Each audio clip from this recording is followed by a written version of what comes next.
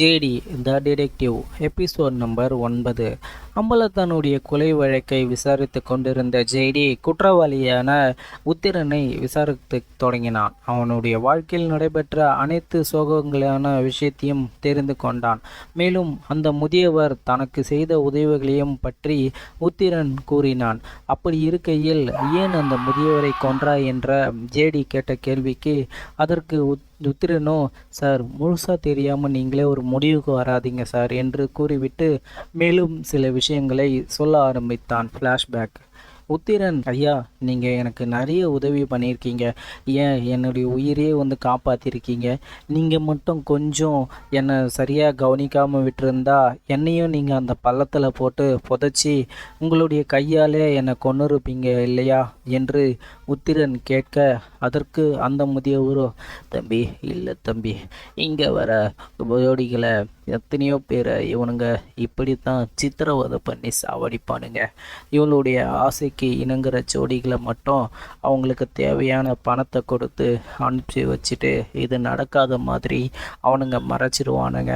ஆனால் இவங்க ஆசைக்கு இணங்காத ஜோடிகளை இவனுங்க சித்திரவதை பண்ணி சாகடிப்பதை எத்தனையோ முறை பார்த்து நான் மிகவும் மன வருத்தத்துக்கு போயிருக்கேன்.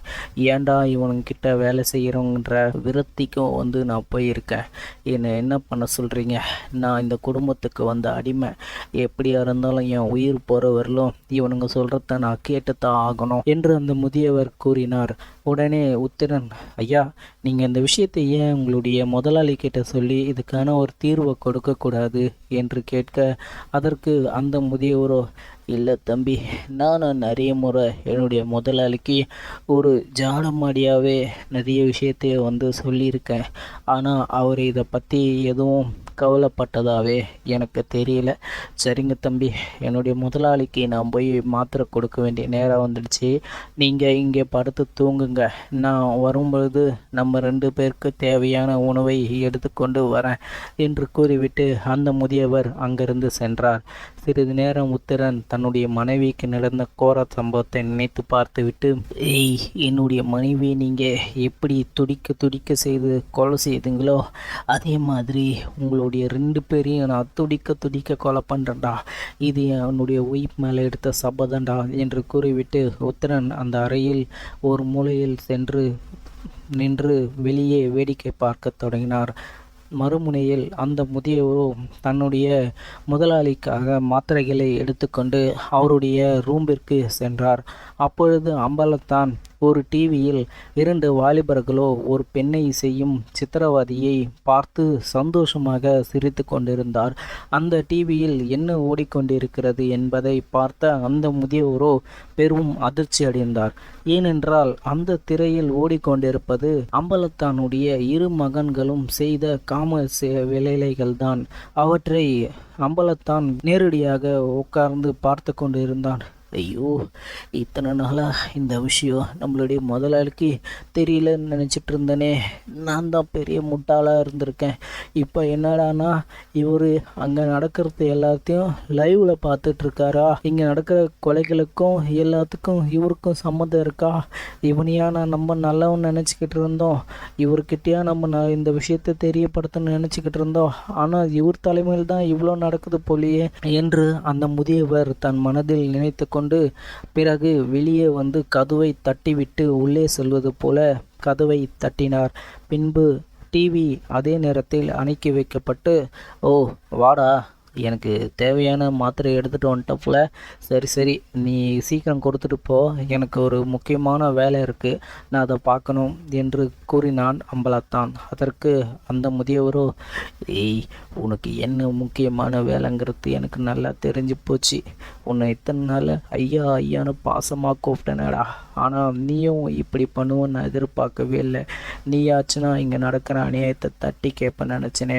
ஆனால் அதுக்கான முக்கிய புள்ளியே நீ தான் போல என்று தன் மனதில் நினைத்து கொண்டு அவர் கொண்டு வந்த மாத்திரைகளை கொடுத்து, ஐயா, நீங்கள் சீக்கிரமாக தூங்குங்க, ஏன்னா மாத்திரை போட்டிருக்கீங்க, ரொம்ப நேரம் முழிச்சிட்டு இருக்கக்கூடாது என்று கூறிவிட்டு வேதனையான முகத்துடன் வெளியே வந்தார் அந்த முதியவர். பிறகு தனக்கும் உத்திரனுக்கும் தேவையான உணவுகளை எடுத்துக்கொண்டு சோகமாக தனக்கு கொடுக்கப்பட்ட வீட்டிற்கு சென்றார். அந்த வீட்டின் உள்ளே ஒரு பால்கனியில் நின்று உத்திரன் தனக்கு பின் இருக்கும் தோட்டத்தை ரசித்து கொண்டிருந்தான். அதே நேரத்தில் அவன் முகத்தில் இருக்கும் சோகத்தையும் அவர் கவனிக்க தவறவில்லை. தனது சோகம் வாடிய முகத்தை சற்று பொலிவுடன் வைத்துக்கொண்டு, உத்திரன், வாப்பா, சாப்பாடு எடுத்துட்டு வந்திருக்கேன், 2 பேரும் சாப்பிடலாம் என்று கூறிவிட்டு உத்திரனை அழைத்தார். அவர் கூப்பிடும்போது அவர் குரலில் இருக்கும் மாற்றத்தை உத்திரன் கவனிக்க தவறவில்லை. சிறிது நேரத்துக்கு பிறகு இருவரும் உணவருந்துவிட்டு, ஐயா, நீங்கள் போகிறப்போ நல்லா தான் போனீங்க, ஆனால் வரும்போது ஏன் உங்களுக்கு குரலில் சில மாற்றம் தெரியுது, உங்களுடைய முகமும் சரியில்லையே என்று கேட்க, உடனே அந்த முதியவரோ ஓ என்று அழ ஆரம்பித்து விட்டார். ஐயோ தம்பி, நான் ரொம்ப தப்பு பண்ணிட்டேன் தம்பி. இங்கே நடக்கிறது எதுவும் என் முதலாளிக்கு தெரியலன்னு தானே நினச்சிட்டு இருந்தேன். ஆனால் இங்கே நடக்கிற எல்லா தப்புக்கும் என்னுடைய முதலாளி தான் முக்கிய புள்ளி தம்பி என்று கூற, அதை கேட்டவுடன் உத்திரன் மிகவும் அதிர்ச்சி அடைந்தான். ஐயா, என்ன சொல்கிறீங்க, இங்கே என்ன நடக்குது என்று கேட்க, அதற்கு அந்த முதியவரோ, தம்பி, நம்ம பெரிய தப்பு பண்ணிட்டோம்.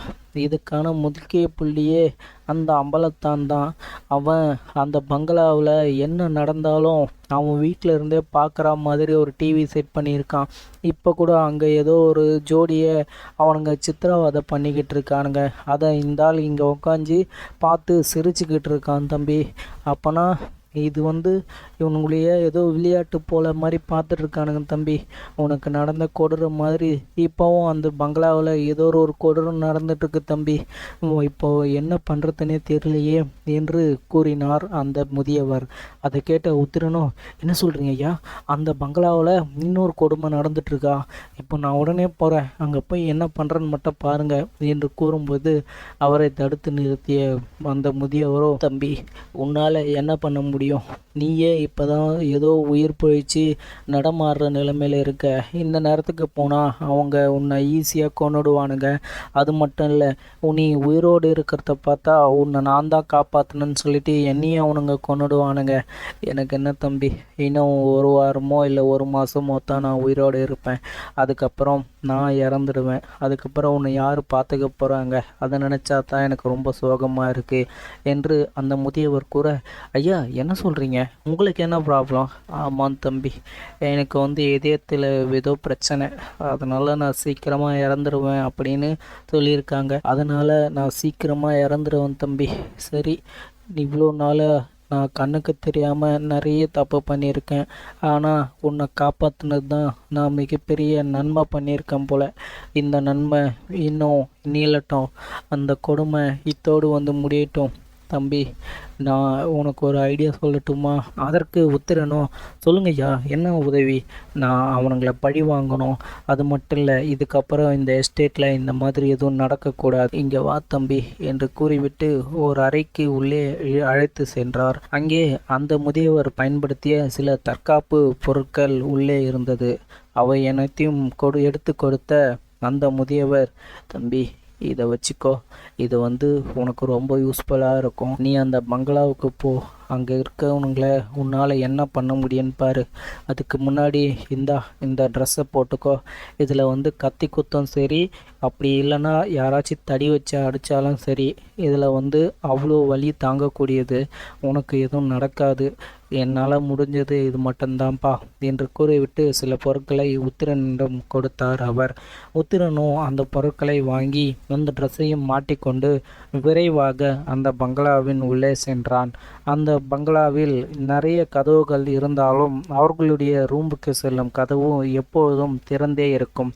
ஏனென்றால் அந்த பங்களாவுக்குள் யாரும் வரப்போவதில்லை என்று தெரிந்ததால் அவர்கள் அந்த அறையின் கதவுகளை சரியாக மூடுவதில்லை. உத்திரனும் அந்த அறையில் வேகமாக சென்று வாசலில் நின்றான். தனது உடல் முழுவதையும் ஒரு முறை பார்த்து கொண்டான். கருப்பு நிற ஜாக்கெட்டும் கருப்பு நிற துணிகளையும் அணிந்து கொண்டு தன் முகத்தில் முகமூடியை மாட்டிக்கொண்டு உத்திரன் வெளியே நின்று உள்ளே எட்டி பார்த்தான். ஆல்பர்ட் முதலில் தனது இச்சைகளை தீர்த்து கொண்டு அடுத்தபடியாக சேகர் செல்லும் நிலையில் இவர்கள் இருவரும் மாறும் பொழுது சடார் என்று அந்த இடத்தில் உத்திரன் முன்பே நின்று உத்திரன் முதலில் சேகர் கையில் இருக்கும் துப்பாக்கியை தட்டிவிட்டான். பிறகு அவர்களிடம் இருக்கும் கட்டையை பயன்படுத்தி அவர்கள் இருவரையும் சரமாரியாக தாக்கத் தொடங்கினான்.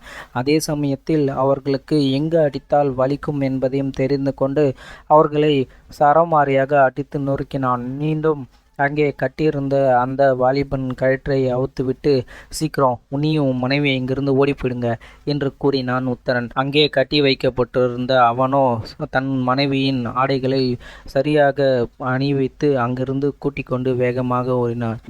தே பசங்களா, உங்களுக்கு என்ன தைரியம் இருந்தால் இங்கே வர ஜோடிகளை நீங்கள் வலுக்கட்டாயமாக கொண்டு வந்து உங்களுடைய ஆசையை தீர்த்துக்க பார்ப்பீங்க. இதுக்கப்புறம் உங்களுக்கு இந்த மாதிரி ஆசையே வரக்கூடாதா என்று கூறிவிட்டு அவர்களுடைய அடி வயிற்றிலே ஓங்கி கட்டையை கொண்டு அடித்து நொறுக்கினான் உத்திரன்.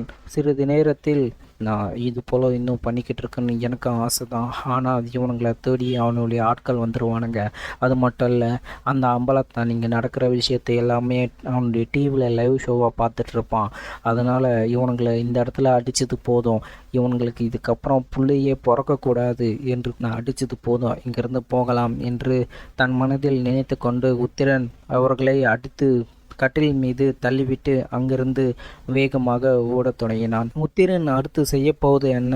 அந்த முதியவருக்கு என்ன ஏற்பட்டது? அம்பலத்தான் அடித்தவர்கள் யார் என்பதை தெரிந்து கொள்வானா? மேலும் இதை பற்றி தெரிந்து கொள்ள இணைந்திருங்கள். ஜேடி த டிடெக்டிவ். நான் உங்கள் RR கிங்ஸ் துரை.